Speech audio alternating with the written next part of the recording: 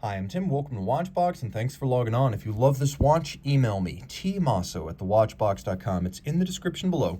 Your purchase and pricing email question line for buying this or any watch you see on any Watchbox platform. Reach out to me directly. Email tmosso@thewatchbox.com for pricing.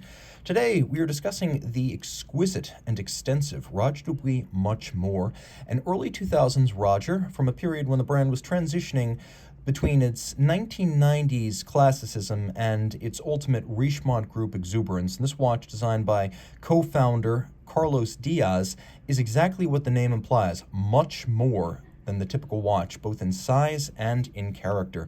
The watch measures 31 millimeters from side to side, but that's not really a great way to represent its size because it measures 55.7 millimeters from lug to lug, and if you include the end links of the bracelet, it's 60.4 millimeters across the wrist and about 11 millimeters thick. It has a 25 millimeter spacing between the lugs. This watch wears huge, and I'm not going to lie about it, this is one of the most intimidating wrist presences I've encountered. Too big for me, by far.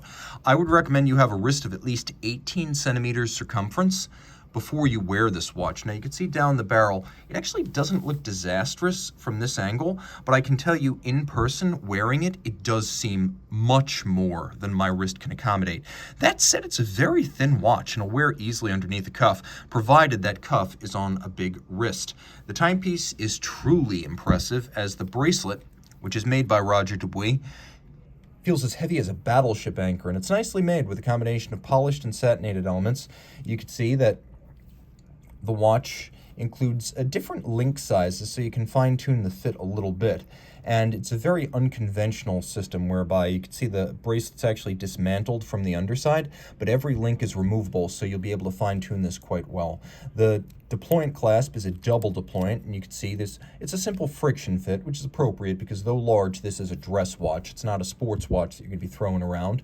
You can see this is a pre-owned watch. There's a little mark on the underside of the case, though we'll zoom out. I don't believe you can actually see that mark while the watch is on the wrist, especially since it's inboard on the side facing your shoulder. You can't see it when it's on the wrist, but I think you should know that it's there.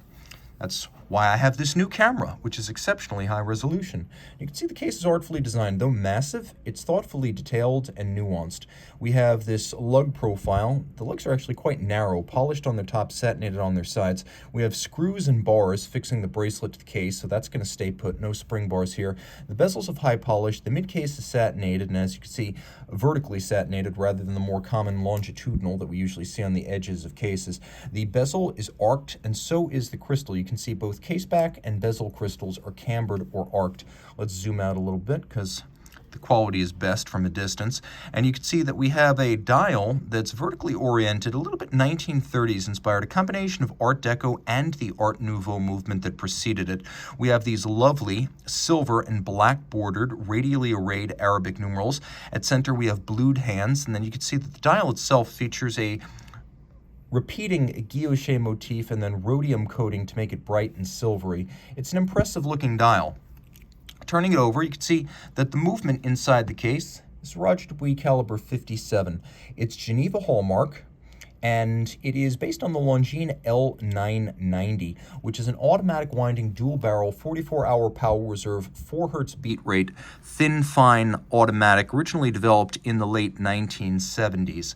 And it is finished to Geneva hallmark standards here. It's also used in Breguet. It's known as the Breguet 8810 and the 8815. Dubuis, of course, calls it the 57, and you'll see it often as the tractor base movement to many of the early Roger Dubuis perpetual calendars. You can see this is 01 of 28, so the watch is exceptionally uncommon. You're unlikely to ever encounter another one like it. If you want unmatched wrist presence and a remarkable value in full precious metal Geneva hallmark finish, the Roger Dubuis Much More is a great way to do it. 30 meters water resistant, so it's a little bit sporty and outgoing. It's not strictly speaking a sports watch, but then they have a model called the Seymour, which is water resistant, that was just for that. Reach out to Team Mosso at thewatchbox.com for purchase and pricing details.